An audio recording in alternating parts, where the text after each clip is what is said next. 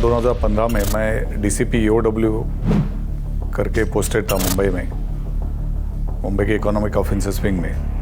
तब मई महीने में हम लोग को एक इन्फॉर्मेशन मिली थी कि एक आदमी सिल्वर ओक इंडिया नाम की कंपनी चलाकर उसमें से लोगों से पैसे इकट्ठा कर रहा है और पॉन्जी स्कीम चला रहा है।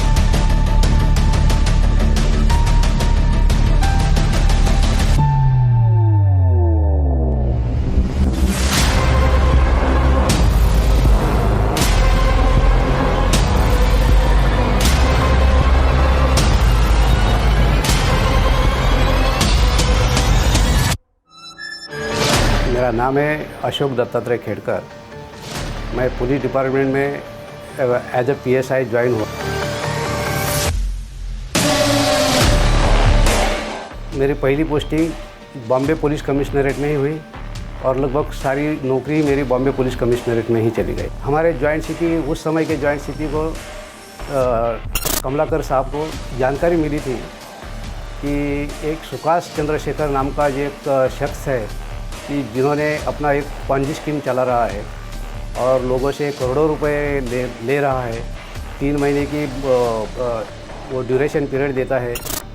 हफ्ते में 10% का इंटरेस्ट का वो आश्वासन दे देता है और 3 महीने के बाद 300% से 1500% तक का वापस रिटर्न देने का उसने इस प्रकार की बोगस इन्वेस्टमेंट स्कीम चलाई है। कई लोगों से उन्होंने पैसा लिया है और वो लगभग अभी अपना पैकअप करके भाग जाने की संभावना है।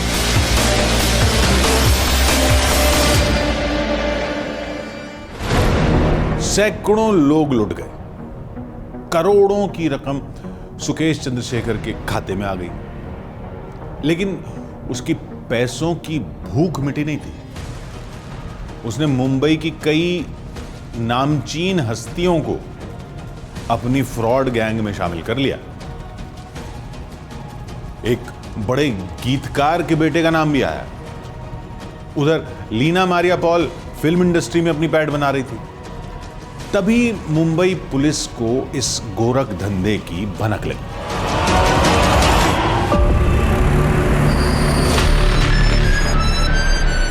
मेरा नाम धवल रावल है और मैं एक अकाउंटिंग फील्ड का हूँ और मैं फाइनेंस फील्ड में भी फ़िलहाल जॉब कर रहा हूँ।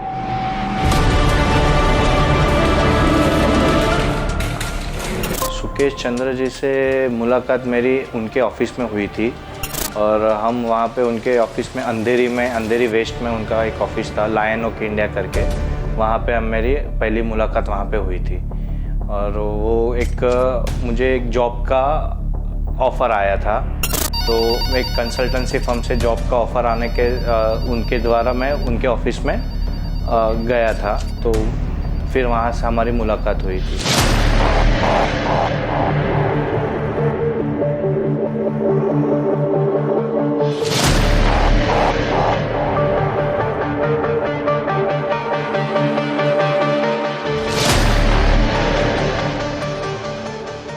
उसका घर था वो इंपीरियल हाइट्स करके बिल्डिंग है गोरेगांव में। वहाँ ये भी 2 विंग्स है। वहाँ दोनों विंग्स में उन्होंने 2 घर लिए थे। ये घर अब खुद रहता था और ये घर उन्होंने अपने स्टाफ के लिए रखा था।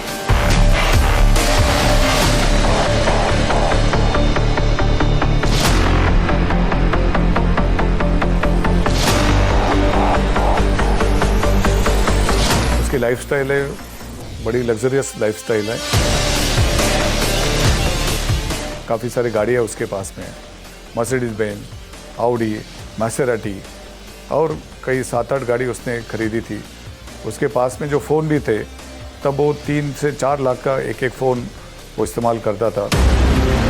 क्या नहीं था उसके अंदर, क्या क्या नहीं था वो पता नहीं, सब A to Z था। मतलब वो एक आलीशान घर हम जब मूवी में देखते हैं तो मूवी में जो देखते तो मूवी से भी ऐसा बढ़कर ऐसा घर लग रहा था।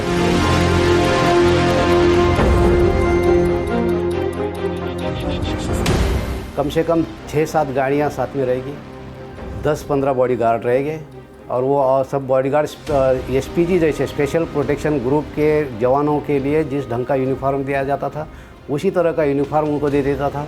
नकली रिवॉल्वर उनको भी देता था, खुद भी रखता था। और अपनी गाड़ियों में कहीं भी हाई पॉलिटिकल डिसिग्नेशन वाले जैसे एमपी लिखेगा, कोई तो मिनिस्टर को लिखेगा, कोई तो फिर एमएलए लिखेगा, इस प्रकार के बोर्ड लगाता था। और उसका पहराव और उनके ये सब बॉडीगार्ड, फिर वॉकी टाकी के साथ वॉकी टाकी चलता था।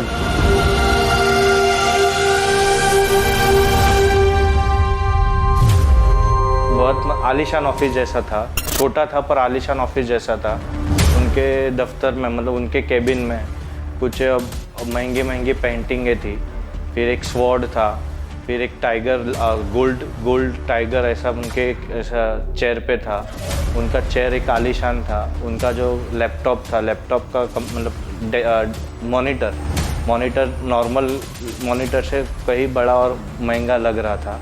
और एक आलीशान ऑफिस उनका केबिन था प्रॉपर, और ऑफिस में भी बहुत महंगी चीज़ें वो मेंटेन करते थे। सुकेश के रुतबे के कहने ही क्या, उसके रुआब से बड़े रईसज़ादे रश्क आते थे। कौन सी लग्जरी गाड़ियां नहीं थी, कौन सा तामझाम नहीं था। बैंगलोर के बैड बॉय का बम्बैया चैप्टर सस्पेंस और थ्रिल का मुकम्मल कॉकटेल था।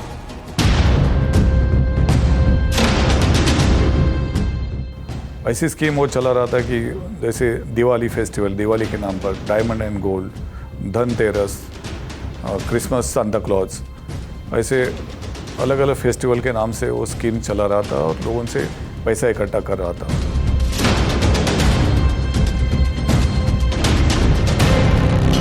सैलरी टाइम पे स्टार्टिंग में 5-6 महीने मिली, फिर उन्होंने थोड़ा फिर सैलरी देना कम हो गया। मतलब इट मीन्स वो मुझे पता है जितना मेरा 5-6 महीने से लास्ट 4-5 महीने से सैलरी नहीं दी गई थी।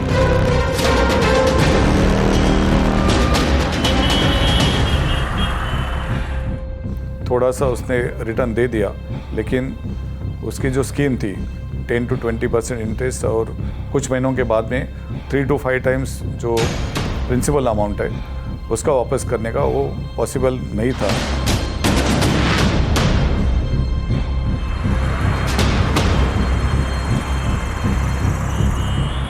लेकिन ये केस थोड़ा सा अलग हुई। ये इसलिए अलग हुई कि यहाँ कोई हमारे सामने कंप्लेंट नहीं आया था।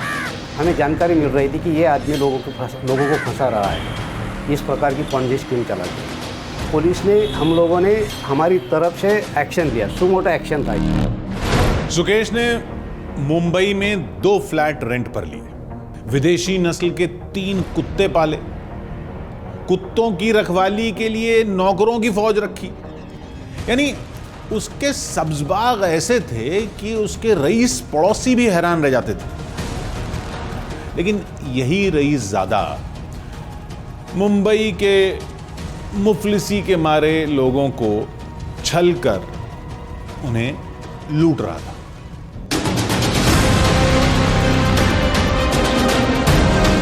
ऑफिसर ने एक ऑफेंस रजिस्टर किया 33/15 यूडब्ल्यू में, और फिर उसके बाद में उसके ऑफिस का और जहाँ पर वो रहता था इंपीरियल हाइट्स गोरेगांव में, तो उस घर का सर्च किया गया।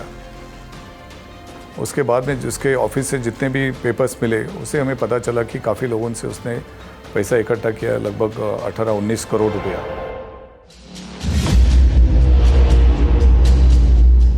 जब हमने रेड किया तो उसी के घर में ही वो भी मिला वहाँ, और उसकी वाइफ भी वही मिली, और दोनों का भी इन्वॉल्वमेंट उसी समय हमारे नज़र में आया कि इतना बड़ा डॉक्यूमेंट्स हमें मिला, खुल्ला दिखाई दे रहा था कि कितने करोड़ों की कैसी उन्होंने चीटिंग किया, सब डॉक्यूमेंट दिखाई दे रहा। तो हमें ये उसको तुरंत अरेस्ट करना इम्पोर्टेंट था, तो हमने जगह पे ही उसे पंचनामा किया, जब्त किया, और उसी समय उसे अरेस्ट करके ही ऑफिस लेके आए।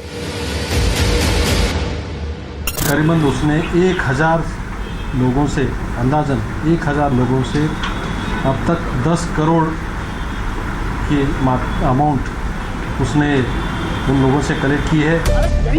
यही आएंगे। सुकेश कितने करोड़ रुपए लिए थे?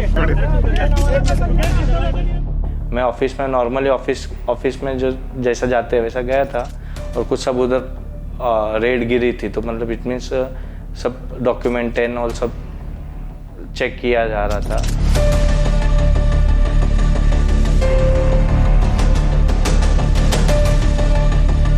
उसके घर से हमें डॉक्यूमेंट्स तो मिले, क्राइम रिलेटेड तो बहुत डॉक्यूमेंट्स मिले, हमें ओरिजिनल डॉक्यूमेंट्स मिल गए। इसके बावजूद उसके घर में हमें दो नकली रिवॉल्वर मिले। उसके बाद उसका 11 वॉकी टॉकीज हमें मिल गई, उसके वॉकी टॉकी के चार्जर मिल गए। फिर एक पैसा गिनने का जो मशीन होता है वो मशीन भी वहाँ से बरामद हुआ। फिर 3-3.5 लाख रुपए कैश मिला, वो भी वहाँ से पैसा मिला हमें। फिर उनके घर से घड़ियाँ मिली, लगभग 100 से ज़्यादा घड़ियाँ मिली। फिर वो गॉगल्स बहुत कुछ मिले वहाँ, लगभग वो भी मुझे मेरे ख्याल से 30-35 हो गए, वो भी मिले हमें वहाँ। कई मोबाइल फ़ोन्स भी मिल गए और बाकी भी बहुत लेविश लाइफस्टाइल दिखाने वाली कई चीज़ें थी जहाँ वहाँ की, जैसे कि कई सैकड़ों में उसके जूते थे उसके पास, तो सैकड़ों में दोनों के मिल गए।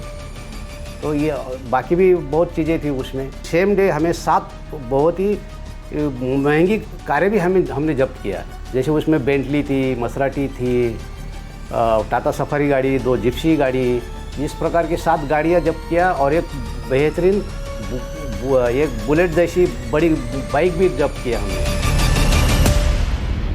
काफ़ी अच्छी सभी जो गाड़ी है, मोबाइल्स है, और इसके अलावा कुछ प्रॉपर्टी भी हम लोग ने इस गुने में सीज की है।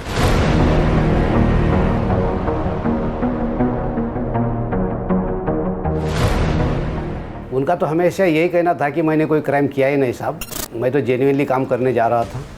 अभी आपने मुझे अरेस्ट किया इसलिए मैं लोगों को पैसा नहीं दे पा रहा हूँ, लेकिन मेरे बहुत कुछ बिज़नेस है और वो बिज़नेस में मुझे बहुत कुछ अच्छा पैसा मिलता है और उस पैसे में मैं लोगों को पैसा दे सकता हूँ। उनकी पहले तो शुरुआती में पहले 8-10 दिन में तो उनकी यही कहानी थी, तो वो तो कोई ये नहीं हो रहा था, मतलब सही बात बोलने के लिए राज़ी नहीं हो रहा था। लेकिन हमारे जो सोर्सेज से हमें जो जानकारी मिल रही थी, तो उन्होंने जो भी 2-3 बातें कही थी उसको वेरीफाई किया हमने। ऑफिसर्स की टीम हमने बेंगलोर भेज दिया, चेन्नई भेज दिया और दिल्ली में भी भेजा, और फिर वहाँ से जो जहाँ उनके खिलाफ़ केसेस रजिस्टर हुई थी वो सारा रिकॉर्ड उसका इकट्ठा किया मैंने, पूरा रिकॉर्ड इकट्ठा किया। जिस गांव का एड्रेस दिया था उसके माँ बाप का बिज़नेस क्या है क्या नहीं उसके बारे में भी जानकारी ले लिया था। और फिर मुझे पूरा यकीन हुआ कि वो जो भी कहता है वो सारा की सारा झूठ है। सुकेश ये बताइए कि आप सामने वाले को गुमराह करने का कोशिश करता है। एक समय तो इंट्रोगेशन के समय तो उन्होंने इनिशियल स्टेज में पहले 2-3 दिन में तो यही बोला था कि साहब मेरा बिज़नेस इतना बड़ा है, आपको पता नहीं है कि मेरा पर्सनल हवाई जहाज़ है और वो दिल्ली के पालम एयरपोर्ट पर अभी खड़ा है और उसका मैं दिल्ली का 50 लाख रुपए रेंट भर रहा हूँ। उनका नाम सुकेश था वही पता नहीं था, मुझे तो सिर्फ चंद्रशेखर पता था। मेरा नाम तो मेरे को पता ही नहीं था कि उनका नाम सुकेश, रियल नेम सुकेश है। अभी भी मुझे कभी कभी शक होता है कि सुकेश भी नाम है कि नहीं है, क्योंकि चंद्रशेखर ही मुझे तो पता था नाम। तब पता चला कि नहीं, ये पूरा के पूरा इंसान ही फेक है, पूरा के पूरा इंसान एक इमेजिनरी वर्ल्ड क्रिएट करवाता है या किया है, उसने खुद ने किया है, करवाता है। तो एकदम एक डिप्रेसिंग मोमेंट था कि ये अचानक, मतलब मैं कहाँ से कहाँ, मतलब बोलते हैं ना, अभी आपको मैं वो बता नहीं सकता, क्योंकि वो टाइम पे जो फील हुआ था कि एकदम इधर से दुनिया ये यहाँ से यहाँ या यहाँ से यहाँ कैसा हो गई थी पता ही नहीं थी। इंट्रोगेशन किया था और तब उसके साथ में उसकी एक को अक्यूज्ड जिसका नाम लीना मारिया पॉल था वो भी थी। और लीना मारिया पॉल ने कुछ साउथ इंडियन फिल्म्स में एक्टिंग किया था। एक मद्रास कैफ़े करके तब एक फिल्म आई थी, उसने एक्टिंग किया था। तो जब उससे मैंने इंट्रोगेशन किया तब पता चला कि उसके ऊपर पहले ही 13-14 ऑफेंसेस रजिस्टर्ड है, कुछ बेंगलोर में, कुछ चेन्नई में, तमिलनाडु में। लेकिन इस ऑफेंसेस में उसको ज़्यादा देर वो पुलिस कस्टडी में या जुडिशियल कस्टडी में नहीं था, उसको जल्दी बेल मिल रही थी वहाँ पर।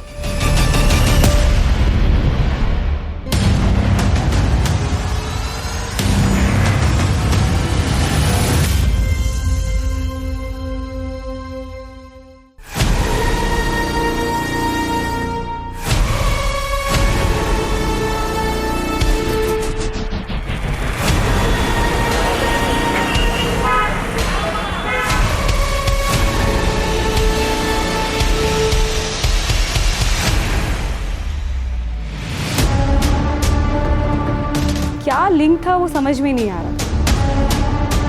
उसे कोई बड़ी बीमारी नहीं है, वो लगभग नौटंकी ही कर रहा है।